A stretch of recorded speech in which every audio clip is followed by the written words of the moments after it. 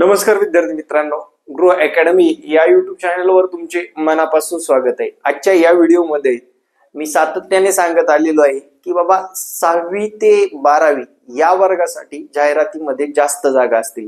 कारण जर बघितलं मागच्या भरतीमध्ये, आता मागच्या या ज्या 21,000 पदसंख्येमध्ये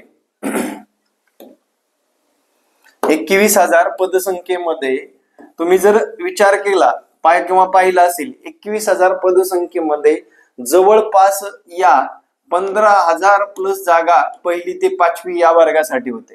आता जे काही शासन 10% ऍड करून 10,000 पदसंख्या भरली जाणार आहे, बरोबर, 10,000 पदसंख्या भरली जाणार आहे। या पदसंख्येमध्ये पवित्र पोर्टलच्या माध्यमातून ज्या पदसंख्या भरल्या जाणार आहेत त्याच्यामध्ये जाहिरातीत म्हणजे सर्वाधिक 17, 18, 20, 25 त्याच्यामधल्या, आता बघा इथे तुम्हाला दाखवतो काय आहे। इथे बघा पहिली ते 5वी पूर्ण वेळ शिक्षक पदसंख्या फक्त 2 आहे। किती आहे? पदसंख्या फक्त 2 आहे। पदसंख्या 2 आहे, लक्षात घ्या इथे। बाकी जी काही पदसंख्या आहे आता ही साधारण 23 पदसंख्येची जाहिरात आहे, 100% अनुदानित आहे। कशी आहे? 100% अनुदानित आहे। संच मान्यता ही आजची नाही आहे। आता यातल्या 23 जागापैकी समजा या 10,000 मध्ये 15 जागा असतील, पुढल्या भरतीसाठी जागा राखीव असतील, बाकीच्या पुढल्या भरतीसाठी जागा राखीव असतील। मग ते सांगता येत नाही किती जागा राखीव असतील। TAIT 3 मध्ये 100%, लक्षात ठेवा, 100% जागा या बीएडच्या जास्त आलेल्या दिसतील तुम्हाला। कशाच्या? बीएड पदसंख्या जास्त। मग डीएड नाहीच का सर? जागा कमी असतील। बीएडच्या जर जास्त जागा आल्या तर डीएडच्या जागा ह्या कमी असतील अशी शक्यता नाकारता येत नाही। दुसरा मुद्दा असा आहे, आता बीएडचे लोक कुठं शिकवतात रे? 6 ते 12 पर्यंत शिकवणारे लोक आहेत, लक्षात घ्या। यांना मेरिट मध्ये मार्क जास्त मिळवायचे आहेत, ठीक आहे। आता या डीएडला पण 6वी ते 8वी या वर्गासाठी शिकवता येतं। त्यांना टीईटी सेकंड पास असणं गरजेचं आहे, बरोबर। टीईटी सेकंड पास असणं गरजेचं आहे। 9, 10, 11, 12 याला पदवी प्लस बीएड, पदव्युत्तर प्लस बीएड असणं गरजेचं आहे। 9वी 10वी साठी पदवी प्लस बीएड आणि 11वी 12वी साठी पदव्युत्तर प्लस बीएड, म्हणजे ग्रॅज्युएशन प्लस बीएड आणि पोस्ट ग्रॅज्युएशन प्लस बीएड। जे काही विद्यार्थी मित्रांनो तुम्हाला म्हणायचं असेल ते कळलं का? म्हणजे 9वी 10वी साठी जर क्वालिफिकेशन काय आहे? पदवी प्लस बीएड आहे, बरोबर। तसेच 11वी 12वी साठी क्वालिफिकेशन काय आहे? BEd plus PG, post graduation असणं गरजेचं आहे, बरोबर। आणि टीईटी पास तर पहिली ते 8वी पर्यंत असणं गरजेचंच आहे। म्हणून विद्यार्थी मित्रांनो, तुमचं मेरिट वाढण्याची शक्यता नाकारता येत नाही। त्यासाठी सांगतोय तयारी लागा, तयारीमध्ये सातत्य ठेवा, ठीक आहे। परीक्षा होईल, परीक्षा जाहिरात आल्यानंतर अभ्यासाला लागेल असं जर विचारत असाल तर तुम्ही फसलात, लक्षात ठेवा। तुम्ही 100% फसलात, परीक्षा तुम्हाला क्रॅकच होणार नाही। त्यासाठी विद्यार्थी मित्रांनो, आपण आतापासूनच लाईव्ह क्लासच्या माध्यमातून विद्यार्थ्यांना मार्गदर्शन करतोय। ज्या विद्यार्थ्यांना एक क्लास जॉईन करायचे त्यांनी मला या संपर्क क्रमांकावर संपर्क साधाय। कुठेही जा पण अभ्यास करा, सगळ्यात महत्वाचं। माझी क्लास लावा, तुम्ही सेल्फ करा। तुम्हाला वाटलं बाबा आपल्याला दुसरे क्लास चांगले वाटते त्यांच्याकडे जा, पण अभ्यास तुमचा असेल तरच विद्यार्थी मित्रांनो आगामी काळामध्ये या परीक्षेमध्ये, या शिक्षक होण्याच्या स्वप्नामध्ये तुम्ही 100% शिक्षक होणार आहात। आता ही साधी जाहिरात बघा, कुठली आहे जाहिरात? जाहिरात आहे अकोल्याची। कुठली आहे?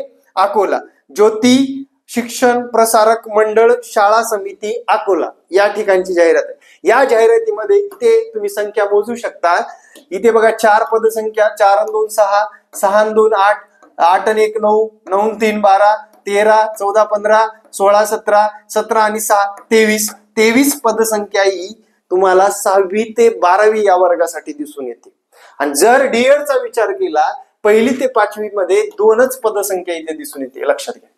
म्हणजे 6वी 8वीला एवढा इथे 4 पदसंख्या आहे, परत 6वी 8वीला इथं 2 पदसंख्या आहे, 9वी 10वी 11वी म्हणजे 9वी ते 12वी पर्यंत पदसंख्या जास्त आहे। त्याच्यामध्ये कॉमर्सच्या सुद्धा जागा आहेत मित्रांनो, पुस्तपालन लेखाकर्म वगैरे, म्हणजे एमकॉम झालेल्या विद्यार्थ्यांना सुद्धा, एमए झालेले आहे, एमए झालेले आहे, एमएससी झालेले आहे, एमए झालेले आहे, बीए झालेल्या लोकांना सुद्धा इथं संधी देण्यात आलेली आहे। आता वेगवेगळ्या विषयाचा जर विचार केला गणित आहे, विज्ञान आहे, इंग्रजी आहे, इतिहास आहे, हिंदी आहे, मराठी आहे, इंग्रजी आहे, जीवशास्त्र आहे, गणित आहे, इतिहास आहे, राज्यशास्त्र आहे, अर्थशास्त्र आहे, सहकार आहे, पुस्तकपालन आहे, कार्यपद्धती म्हणजे सचिवाची कार्यपद्धती. म्हणजे या काही जागा रिक्त आहेत. त्या रिक्त पदसंख्येमध्ये जर कमी जागा आल्या तर आपलं मेरिट वाढणार आहे मित्रांनो. आज का सांगतोय हे? तुम्हाला घाबरवण्यासाठी नाही, आगामी काळामध्ये शिक्षक भरतीमध्ये आपल्याला शिक्षक होण्यासाठी सांगतोय. ठीक आहे. आणि हे अगोदरच सांगतोय मी, किती महिने अगोदर? तुमच्याकडे अजून सुद्धा सांगतो 6 महिने बाकी आहेत. लक्षात घ्या, काय आहे? 6 महिने बाकी आहेत. तुम्ही तयारी करायला सुरुवात करावी.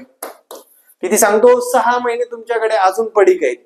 रेग्युलर दिवसभरामधले फक्त मला 3 तास द्या. तुमचा पेपर नाही क्रॅक करून दाखवला तर मग मला 100%. म्हणजे आपलं पॅटर्न सर्वांसाठी सारखंच आहे. अभियोग्यता 60% आणि बुद्धिमत्ता 40%. ते एमकॉमचा विद्यार्थी असू द्या, बीकॉमचा असू द्या, बीएचा असू द्या, बीएससीचा असू द्या, एमएससीचा असू द्या, त्या सर्व किंवा डीएड बीएड वाल्यांचा असू द्या, तुम्हाला तो सिलेबस कंप्लीट करायचा आहे. आणि तो सिलेबस कोणत्या पद्धतीने करायचा? भविष्यामध्ये IBPS ने घेऊ द्या परीक्षा, महाराष्ट्र परीक्षा परिषदेने घेऊ द्या परीक्षा, MPP किंवा अजून कुठली कंपनी येऊ द्या, तुमचा सिलेबस अभ्यासक्रम जर कंप्लीट झालेला असेल, मला सांगा, बैठक व्यवस्था जर महाराष्ट्र परीक्षा परिषद विचारली, थोडस सोपं विचारेल, IBPS विचारले थोडस अवघड विचारेल, थर्ड पार्टी आली तेच टॉपिक येणार आहे. त्यामुळे विद्यार्थी मित्रांनो, तयारी करत असताना एक गोष्ट जाणीवपूर्वक लक्षात ठेवा की तुमचा सिलेबस कंप्लीट करण्याच्या धर्तीवर अभ्यास करायला सुरुवात करा. आता विद्यार्थी मित्रांनो, थोडक्यात मी सांगेन, क्लास कसा असेल आपला, लाईव्ह क्लास असेल, त्यासोबत रेकॉर्ड असेल. विशेष म्हणजे महाराष्ट्रात कुणाकडेच नसलेल्या सर्व विषयाच्या शिक्षक भरतीच्या 2017 पासून 2022चा अनुभव असताना सुद्धा 2010ला सुद्धा सीईटीचा अनुभव असताना विद्यार्थी मित्रांनो, सर्व विषयाच्या नोट्स सुद्धा उपलब्ध असतील. आणि पॅटर्न ठरलेला आहे 40% बुद्धिमत्ता. आता या बुद्धिमत्तेचा आपल्याला जास्त सराव करावा लागणार आहे, कारण इथे 80 मार्क दडलेले आहेत डायरेक्टली एका विषयासाठीच. त्यानंतर अंकगणित 30 मार्क दडलेले आहेत, याचाच मावस भाऊ आहे मित्रांनो. मग याचं बेसिक नॉलेज तुम्हाला माहित असणं गरजेचं आहे. इथंच 110 मार्क आहेत. तुम्ही अभियोग्यतेला किती रट्टा मारला, अभियोग्यता जे काय आहे 90 मार्काची, याच्यामध्ये अध्यापन पद्धती आहे, GS जे काय आहे, मराठी आहे, इंग्रजी आहे, सिलेबस सुद्धा पाठ नाही तसे लोक क्लास घेत आहेत. सध्या तर सिलेबस सुद्धा माहित नाही ऍक्च्युअल मध्ये असे लोक आहेत मार्केटमध्ये. त्यांच्याकडे गेल्यावर तुमची खरी प्रगती कशी होणार आहे? ठीक आहे. एकच शिक्षक अख्खे विषय शिकवणारे सुद्धा आहेत लोक आपल्याकडे. विद्यार्थी मित्रांनो, माझ्याकडे सगळ्यात मोठी दुरा म्हणजे बुद्धिमत्ता गणित विद्यार्थ्यांना एकदम सोप्या भाषेमध्ये. आता हा व्हिडिओ बघणारे माझी क्लासचे विद्यार्थी असतील तर सांगायचं, शिकवल्यानंतर तुम्हाला फरक पडलेला आहे का नाही? तुमचा गॅप असताना सुद्धा तुम्ही आता एखाद्या महिन्यामध्ये सुद्धा तुमच्यामध्ये किती प्रगती झाली नक्कीच कमेंट करून सांगा आपल्या जनतेला. विद्यार्थी मित्रांनो, अशा पद्धतीने तुम्हाला परीक्षेला सामोरे जायचं आहे. आजचा व्हिडिओ बनवण्याचा एकच हेतू आहे की तुम्ही आगामी भरतीमध्ये तयारी करत असताना तुम्हाला एक गोष्ट लक्षात ठेवायची आहे की आपण ऍक्च्युअल तयारी करतोय की नॉर्मल तयारी करतोय, की आपण कधी तरी अभ्यास करतोय, आपण फक्त शिक्षक होण्याचे स्वप्न बघतोय, येऊ दे जाहिरात फाडून टाकतो म्हणतोय. असं नाही रे. या सिलेबस जोपर्यंत तुमचा कंप्लीट होणार नाही तोपर्यंत तुम्ही या भरतीमध्ये खऱ्या अर्थाने पास होणार नाही. दिवसेंदिवस स्पर्धा वाढत चाललेली आहे, लोकांमध्ये जागृती वाढत चाललेली आहे, लोकांमध्ये एक अलर्टनेस वाढलेला आहे आणि शिक्षण क्षेत्रामध्ये नवीन बदल घडवण्यासाठी आपल्याला सुद्धा तत्पर होणं गरजेचं आहे. व्हिडिओ कसा वाटला नक्कीच कमेंटमध्ये सांगायला विसरू नका. येणारे प्रत्येक व्हिडिओ पाहण्यासाठी आपल्या चॅनलला सबस्क्राईब करा. Thank you very much. जय हिंद मित्रांनो. भेटू नेक्स्ट व्हिडिओमध्ये. धन्यवाद.